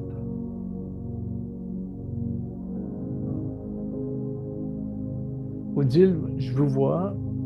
Je vous dis ça là. Je ne veux pas dire que c'est le Seigneur, mais je dis mon discernement. Je vous vois comme si on vous avait mis un titre. Mais vous, chaque fois que ce titre-là est invoqué sur vous et vous est attribué, vous à l'intérieur, c'est quelque chose qui vous dit, mais c'est pas ça, c'est pas mon nom, c'est pas mon titre, c'est pas ma position. Je ne veux pas dire que vous êtes en dehors de la volonté de Dieu, mais c'est comme si le Seigneur dit ça, c'était temporaire. Il fallait d'abord que je laisse aux autres autour le besoin de vous situer, de vous mettre un titre. Et Dieu dit là, le temps vient, c'est moi qui va t'élever. Amen. Et qui va te donner ton titre. Amen. Comme la Bible dit, il t'appelle par ton nom. Amen. Oh Jésus. Et le Seigneur dit, la manière dont il va vous utiliser, c'est quelque chose qui ressort de votre intimité avec lui. Et quelque chose qui va amener de la guérison dans les cœurs, du réconfort. Parce que c'est ce qu'il est en train de faire aussi à l'intérieur de vous. Amen. Je vois mon ami Éric Falco, homme de Dieu. Amen. Qui est là, mon globe-trotteur. Mon influenceur aussi, que je vois toutes les capsules qu'il envoie, c'est vraiment édifiant. Je vois aussi notre Nathalie de l'Alsace, qui est aussi fidèle intercesseur pour moi, Nathalie, qui nous a vraiment soutenus et accueillis. J'ai toujours le truc en hébreu là, que tu nous as écrit, là, que tu avais fait à la main, toujours sur le mur. Quelqu'un est entré l'autre jour et il dit, mais c'est quoi ça? Je ne savais pas lire l'hébreu. Je pensais que c'était un dessin. J'ai dit, non, ça veut dire amour, c'est ça, hein? Tu m'as écrit? C'est amour en hébreu. Amen. Amen. Seigneur, on te remercie aussi pour Nathalie, là où elle est. Aïe, aïe, aïe, Seigneur, c'est pas toujours évident, parce que là où Nathalie se trouve, il y a beaucoup de mouvements, comme on peut dire, du royaume. Et c'est comme, elle ne sent pas toujours le feu vert de Dieu d'embarquer. Donc, elle se tient un peu, pour certains, elle se tient à l'écart. Mais finalement, Nathalie, toi, tu es sur une muraille comme Habakkuk et tu regardes, tu observes. Le Seigneur dit, sa parole va venir vers toi. Sa parole va venir. Tu vas avoir quelque chose qui est déjà fait et accompli et tu vas le prophétiser comme le prophète Élisée. Hein. Tu vas le prophétiser dans le naturel. Là, tu es en phase de saisir ce qui est parfait. C'est pour ça que tu vois beaucoup de comparaisons avec ce qui se dit, ce qui se fait, comparé à la perfection de Dieu. Et tu es aussi dans cette période où le Seigneur enlève le livret. Amen. Pour faire se révéler que le blé. Amen, amen, amen. Je vais aller ici à l'autre page. Je ne sais pas on est combien de personnes aujourd'hui. On a plus de 30 personnes. Amen. Amen, amen, amen. Amen. Merci Seigneur. Oh, alléluia. Seigneur, on te remercie pour Éric, notre homme de Dieu, Éric, pasteur, il a été gardien d'âme, qui a été mis de côté aussi dès il y a longtemps. Mais qui a vu beaucoup de choses passer.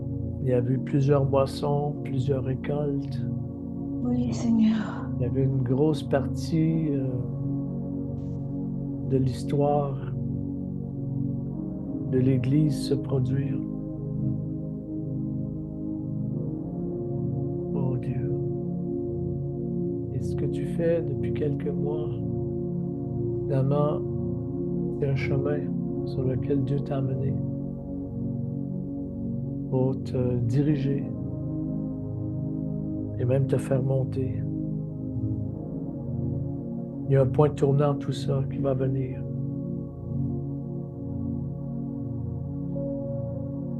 Parce que ça, c'est une période intermédiaire pour toi. Il y a un but de Dieu. Au travers de ça, ton obéissance, Dieu t'amène. Oh, alléluia. Oh, Dieu d'amour. C'est comme c'est écrit dans l'Apocalypse, l'ange, Jean, il dit, mais pourquoi? C'est quoi ces gens-là? Il dit, je les ai gardés. Je les ai gardés. Et c'est comme si toi, Dieu, il va te connecter avec un groupe qu'il a gardé. Amen. Alléluia. Au nom de Jésus.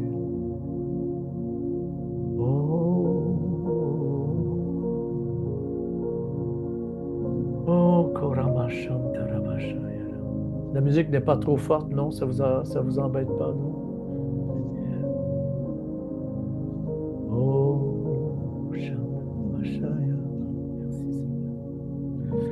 Oh, merci, Jésus. Merci, Seigneur. Oh, Alléluia. Quelqu'un qui s'appelle Pascal, je ne sais pas c'est qui. Je ne pas, je ne vois pas son visage. Non, Seigneur d'amour.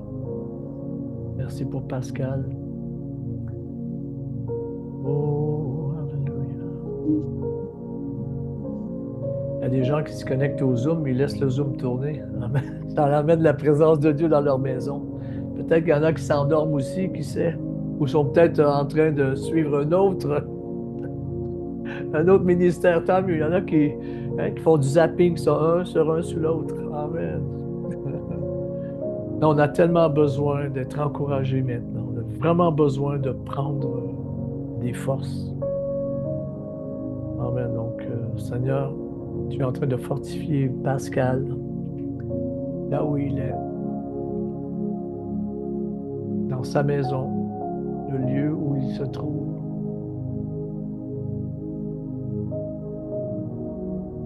Oh Seigneur, tu lui donnes, tu lui crées un espace pour qu'il puisse agir. Parce que Pascal, c'est comme si il est sous les droits d'un autre, il est sous la gestion d'un autre. Et Dieu veut donner toute la liberté. Donc il y a comme un détachement, peut-être par une croissance soudaine, mais il y a une liberté qui s'en vient. Pour que Pascal puisse agir ou être utilisé par Dieu dans pleine liberté. Oh Dieu. Oh, alléluia. Surprends cet homme. Surprends-le. que ta joie coule dans sa vie, que tu non seulement le surprennes de manière surnaturelle, mais aussi surprends-le dans le naturel, même dans le matériel, dans le relationnel et dans le circonstanciel.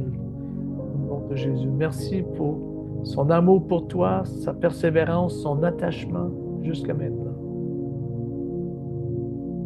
Au nom de Jésus. Non seulement surprends-le, mais que d'autres autour soient surpris. Pour ta gloire, que ça devienne un témoignage. Amen. Allez, Pascal. Que Dieu te bénisse. Tu es d'où, Pascal? De quel endroit, toi? Moi, c'est près de Paris, mais on se fait croiser, Michel, avec Suzanne Mérec, OK. en Belgique. Ah, ça doit faire des années de ça, là. C'était en 2023. Ah, ouais, OK. Comme ça, j'ai rencontré la première fois avec Suzanne, ouais. Ah, OK. On est à quel endroit c'était en 2023? C'était chez l'apôtre Beunier. Ah, OK, chez Pierre. OK. Ouais, chez Pierre. Amen. Gloire à Dieu. Merci, Pascal. Amen. Alléluia. Il y a des gens, je vois que je ne savais même pas que j'avais vu. Amen. On va aller ici sur la sœur qui est là. Samson, la sœur ici. Amen. Vous êtes là dans l'écran avec moi. Ben oui, je vous mets en premium maintenant. Vous me voyez? Ça va, ma sœur? Je n'ai pas votre prénom. Quel est votre prénom?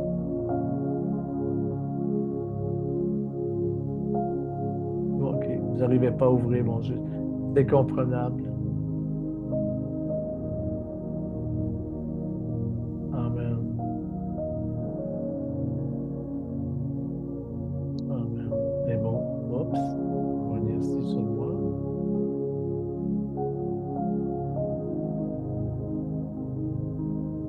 Amen. Amen. Je ne sais plus où elle est. Je l'ai perdue, notre sœur.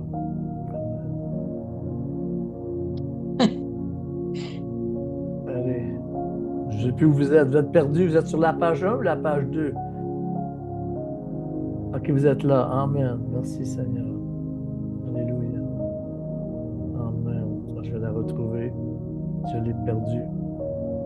Donc, je l'ai perdue. Ça va. Samson. Vous êtes là, ma soeur? Faites-moi signe. Je ne vous vois plus, là. OK, vous êtes là en haut. Bon, c'est bon. Seigneur, étendez vos mains vers notre sœur. Amen. Seigneur, je te remercie que là où elle est devienne un lieu, un carrefour giratoire, prophétique, de rencontres, de connexions, de louanges, tabernacle, un autel d'adoration pour Dieu.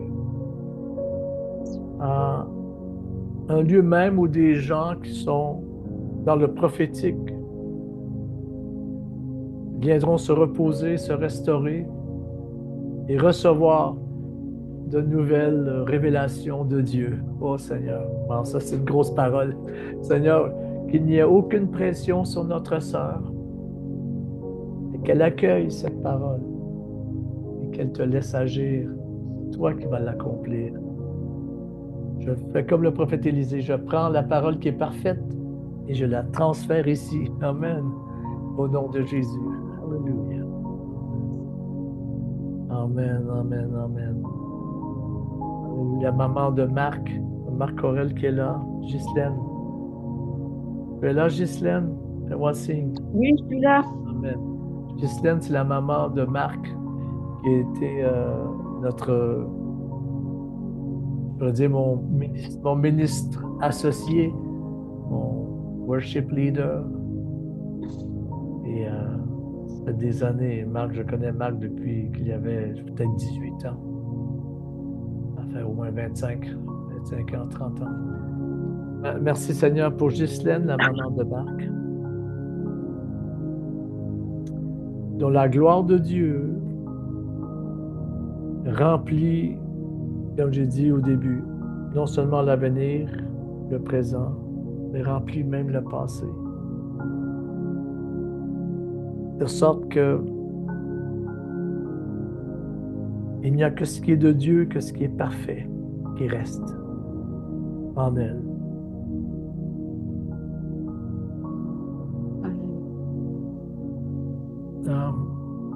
Ghislaine, Oui. dans ta position d'attente, le Seigneur est en train de faire baisser, s'atténuer les questions. Et il va de plus en plus t'ouvrir les yeux dans le cœur au niveau de tes désirs, de tes attentes. Et ça va être vraiment quelque chose de hyper glorieux. Même que ton amour de la parole de Dieu va être renouvelé à un niveau comme jamais. Et tu fais partie de celles et ceux qui attendent la promesse, qui ont leur lampe bien allumée, qui veille. Et tu as dû, par moments, laisser des gens s'endormir. C'est comme si Dieu te disait, ne te mêle pas de ça. Tu as vu des gens s'endormir. Toi, tu gardes l'huile, tu gardes ta flamme, tu gardes ta lampe bien allumée. Parce que bientôt, la voix du messager de la nuit, comme c'est écrit dans la parabole, va venir et dire, l'époux est là. Parce que toi, tu es connecté avec la voix, amen, qui annonce l'époux. Amen. Amen. C'est la voix des prophètes. C'est pour ça que tu as toujours été proche de tout ce qui est prophétique. Même si par moments, tu ne comprenais pas tout. Le Seigneur t'a donné un cœur, une fibre. Et Dieu dit, je vais te bénir de manière particulière dans les temps qui viennent. Amen. Merci pour Ghislaine, Seigneur. Amen, amen, amen. J'ai vu qu'il y a Carl qui est là. Amen. Seigneur, tu touches Carl de la Belgique, je crois. Merci pour ton œuvre dans sa vie.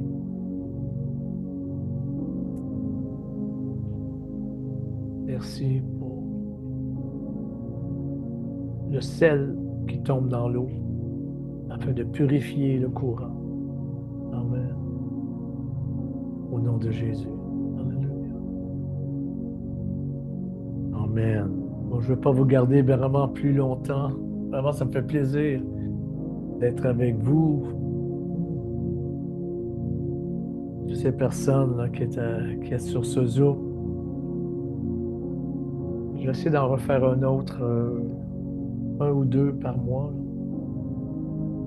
L'autre jour, on a eu presque 100 personnes, 2 fois sur le Zoom. C'est quand même quelque chose. Wow, c'est comme... Ça m'a vraiment... Moi, ça m'a fait du bien en même temps. Pas par le nom, mais je sais pas, j'ai senti qu'il y avait vraiment des besoins, que Dieu avait déposé des choses en moi ou en nous, en moi, Nathalie, et que là, il disait, Dieu, il dit, là, vous en avez trop, il faut le redonner. Amen. Donc, alléluia. Amen. Je vois que la Françoise, prophétesse de Montréal, est là, notre Françoise, que je connais depuis des années. On est issus presque de la même église. C'est quand même quelque chose. Françoise avec son accent cajun. Amen.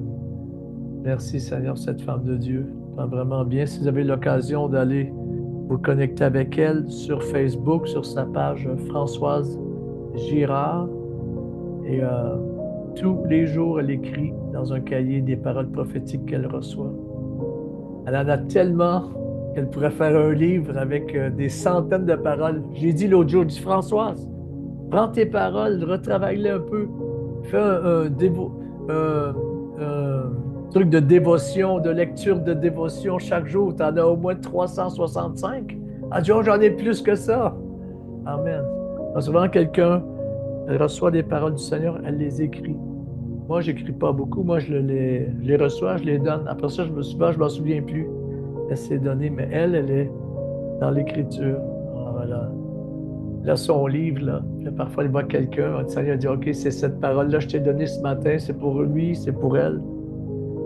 On a vraiment laissé développer un style prophétique, une personnalité, un profil bien à elle, qui est original.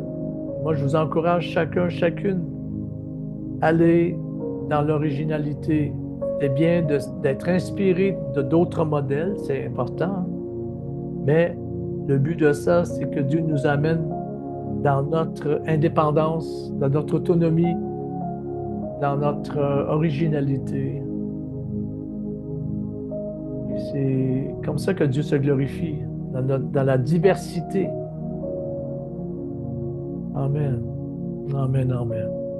Oh Dieu. Alors Seigneur, on te remercie pour mes frères et sœurs. Merci pour le boost dans leur foi. Oh, rapache. C'est-à-dire qu'ils courent, que personne ne les arrête. Qu'ils courent dans la course de leur destinée, dans la course, comme l'apôtre Paul dit, de leur carrière. Amen. Dans la cour. Qu'ils courent, c'est-à-dire dans leur destin. Et que dans leur obéissance et dans leur zèle et leur amour pour toi, que cela provoque des miracles inattendus, des effervescences, avec beaucoup de joie, beaucoup de résultats, du palpable, Seigneur. Oh, pas que du virtuel, mais du palpable. Oh Dieu, ta gloire, Seigneur. Oh, Chantarabashaya. Oh, Rantarabashaya. Oh, Ramana Chantarabashaya. Oh, Alléluia. Oh, cette jeune dame que je vois avec les lunettes et sa couverture sur les épaules. Je n'ai pas son prénom, mais elle est là. Quel est votre prénom, mademoiselle, ici, là, avec vos lunettes? Oui, vous. Xiaomi? Xiaomi?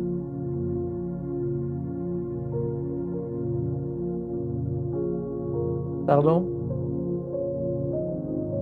Priscilla, Priscilla. Amen. Vous êtes d'où, Priscilla? de Belgique, de Namur. De Namur. Amen. Amen. Je vais prier pour Priscilla. Étendons nos mains vers Priscilla. Alléluia. Seigneur, tu touches cette femme là où elle est. Beaucoup de ce qu'elle fait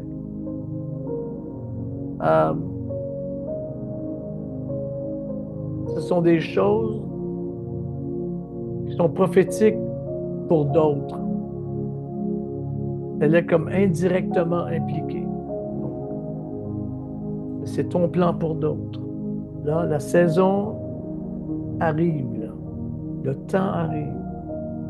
Où maintenant, elle va être prophétique, mais dans ce que toi, tu as pour elle. Non pas indirect. Ça va devenir direct. Qu'est-ce que c'est, Seigneur? C'est une idée, un plan, un projet, ou une extension d'une vision qui est plus grande qu'elle, mais elle prend cette branche, elle la développe à sa manière, à sa saveur, selon son originalité. Pas seul tu sais, Seigneur, mais viens confirmer, viens encourager ta servante maintenant. Viens la fortifier au nom de Jésus. En premier, comme la Bible dit, le rejeton de David. Ça a l'air d'un petit truc qui pousse de rien. Et les gens se retournent ou les gens se détournent. Et quand ils regardent à nouveau, c'est un arbre qui a poussé et qui porte maintenant plein de fruits. C'est là que tu es rendu au nom de Jésus. Oh. Amen, amen, amen. Merci pour Liane. Tiens, Liane qui est juste au-dessus de notre sœur maintenant. Merci pour Liane, là où elle se trouve. Je crois que j'ai déjà prophétisé sur Liane. Je me souviens même plus si j'ai prophétisé ce que j'ai dit. Mais c'est comme si votre visage me paraît familier. Mais bon, quand même, Seigneur, merci pour Liane. Liane, ce que je vois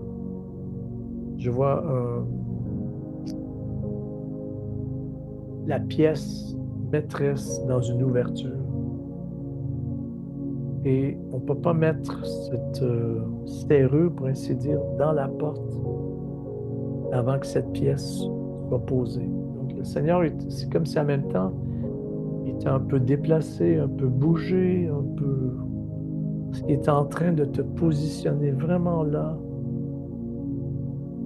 comme pièce centrale, une pièce maîtresse, dans une vision encore plus grande, dans une porte, quelque chose qui va s'ouvrir, que le roi de gloire va venir faire son entrée. Un courant même. C'est un peu comme une fenêtre qui s'ouvre. Et la Bible dit que le prophète mit ses mains sur les mains du roi. Le roi lança la flèche. Et le prophète a dit, c'est une flèche de délivrance de l'Éternel. Donc, c'est vraiment quelque chose qui est rattaché dans un courant qui va délivrer énormément de personnes, de Jésus. Et tout semble marcher, mais quelque part, le Seigneur est en train de te mettre là, vraiment. Là. C'est au milieu de son œuvre. Amen, alléluia, au nom de Jésus.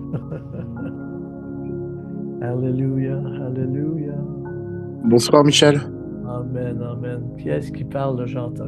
C'est Karl, pardon, c'est Karl. Oui, Karl, je t'ai libéré Ouais. une parole tout à l'heure. Amen. Amen. Ouais.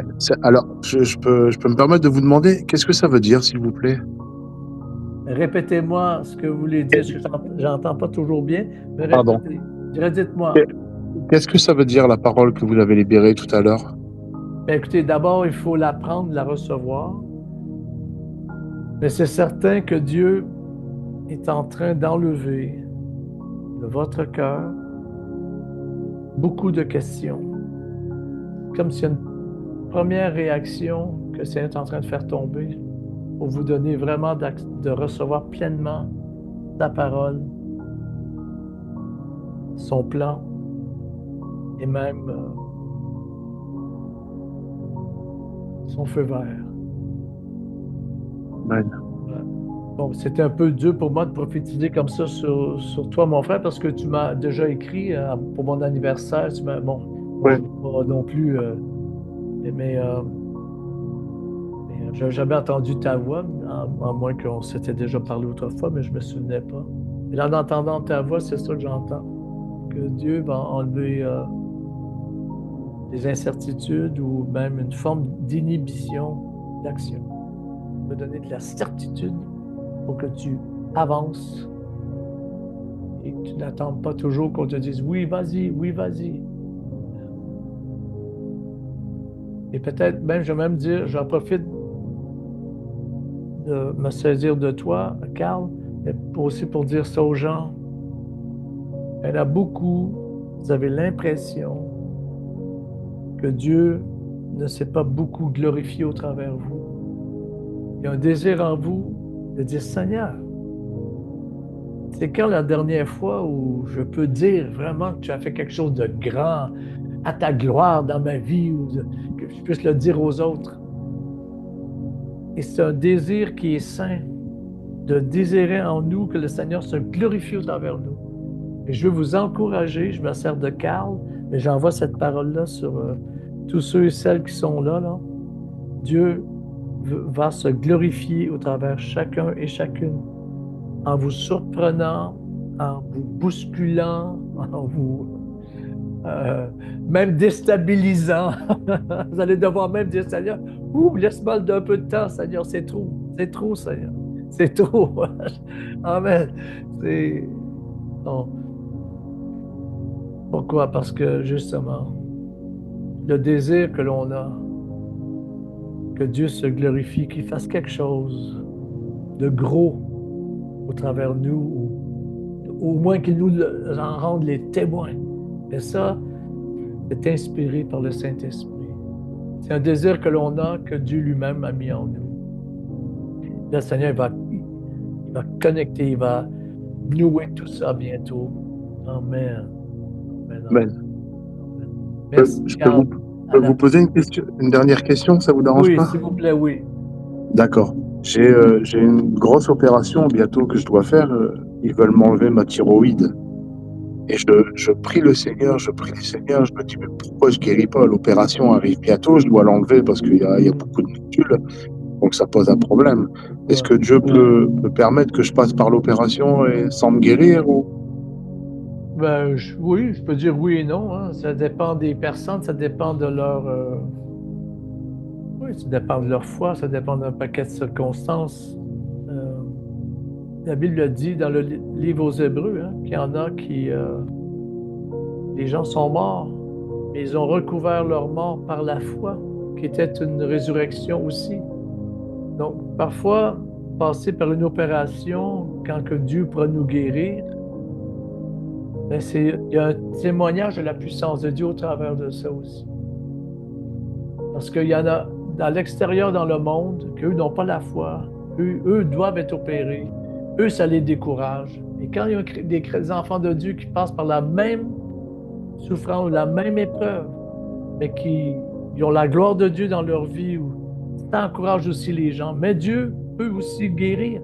Moi, je crois pas beaucoup, là, tu sais, je viens d'une génération où on était malade, on n'appelait pas le médecin, on se mettait sur nos genoux, on faisait attention à ce que l'on mangeait, et puis on s'attendait à la puissance de Dieu. Mais tous ne sont pas comme ça, hein. Tous, pas donné à tout le monde. Moi, je viens de cette génération de chrétiens où il ne fallait pas avoir des bouteilles de médicaments, de pilules, de drogue dans la maison. C'était... Bon, j'ai changé un peu là-dessus, mais j'ai encore un peu de ça en moi, là.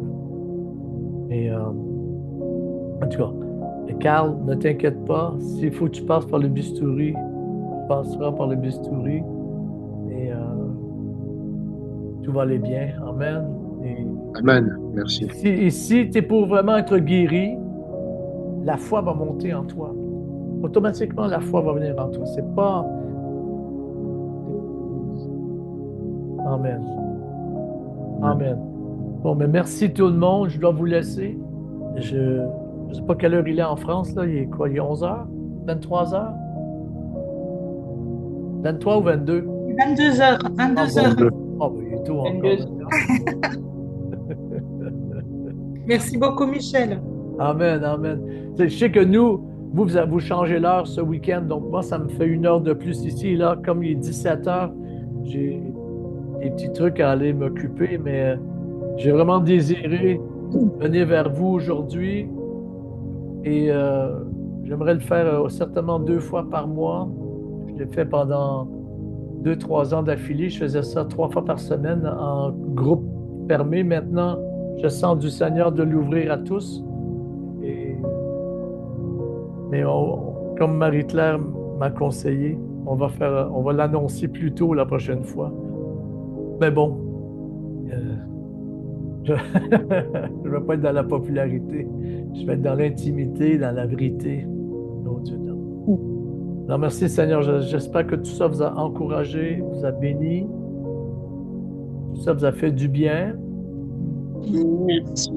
Merci, Michel. Très gentil.